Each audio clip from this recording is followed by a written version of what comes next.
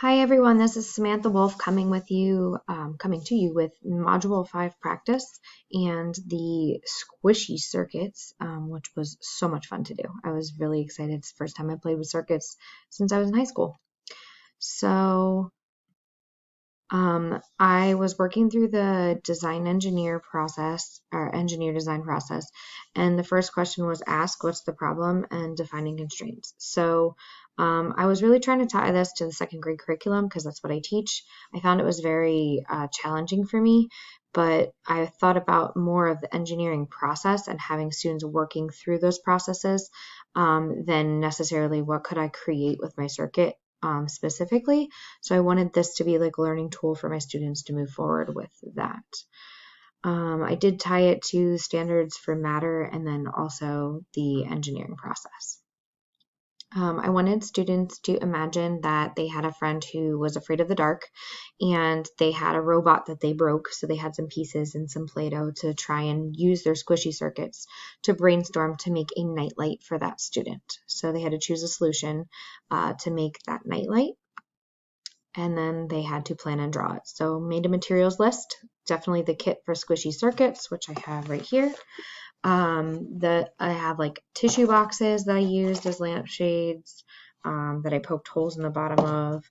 I grabbed a paper towel roll that I cut and made shapes out of, and then I also have a Land O'Lakes butter container, which was very surprising to me. Knife or scissors, the glasses screwdriver to close the battery pack, and then batteries to make the circuit operate.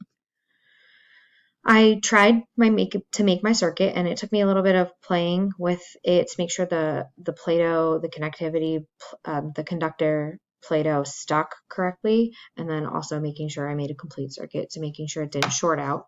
That was a challenge when I was trying to put the lampshade onto my circuit.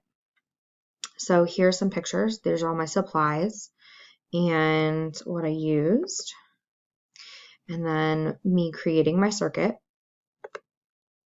And I went into my room where it's dark so that you could see the pictures lit up. While I was designing, I first started off with the tube from a paper towel roll, and I ended up cutting it multiple times. I thought that if I cut the shapes out in the top, it could kind of create and cast off like a shadow. The light's not super strong, but it did create some little shadows, which I thought my students would think would be amazing. And then I decided that I needed to make it a little bit better. So I tried some different shades. So here they are in the dark.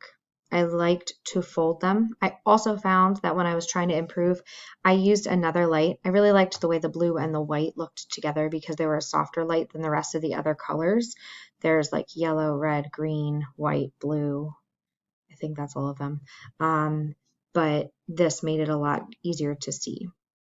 I was most excited about the Kleenex box, and I was very disappointed. The cardboard was too heavy to allow the light to come through. I could have poked bigger holes, but I feel like it would have let so much light out that I wasn't happy with it.